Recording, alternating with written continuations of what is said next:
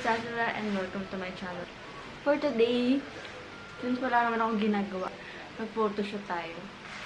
So, ang gawin ko, 5 different outfits. Then, propose ko siya sa Instagram. And, iba't ibang sulok ng parte ng bahay. Let's go!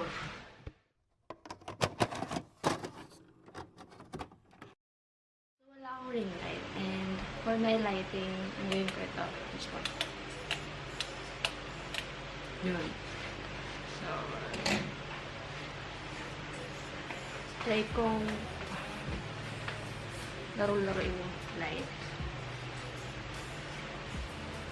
Dito ako sa... Nabulong ako kasi baka makatinig sa akin. Dito ako sa may kusina namin, yung mga mugs.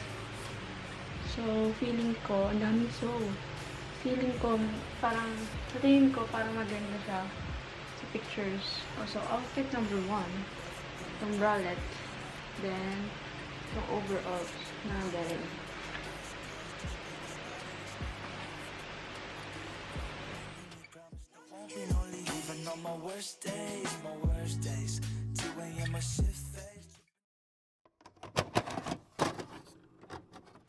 So, change outfit tayo. So, ayan.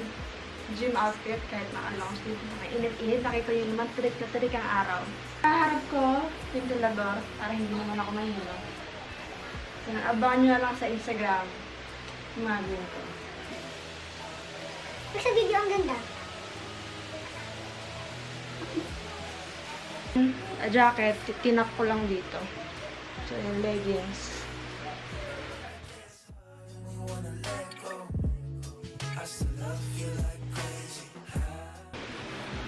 Hindi tayo outfit change, pero next photo, ito, skirt, ikukulambo ko sa akin. Okay. So, tingnan natin anong kaksan. Bulaga.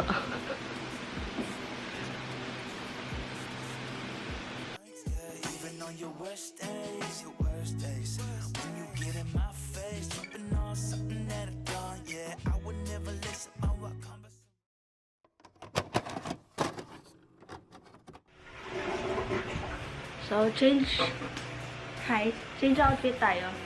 Ayan. Oversized polo blouse. Ang tawag dito. This one, yung nakita ko sa TikTok. Yung tissue roll.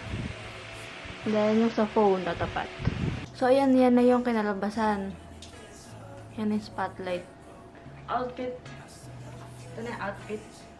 Tapos, may props pa tayong picnic. So, ulit, abangan nyo na lang sa Instagram. Ipopost ko naman sa screen yung kinalabasan.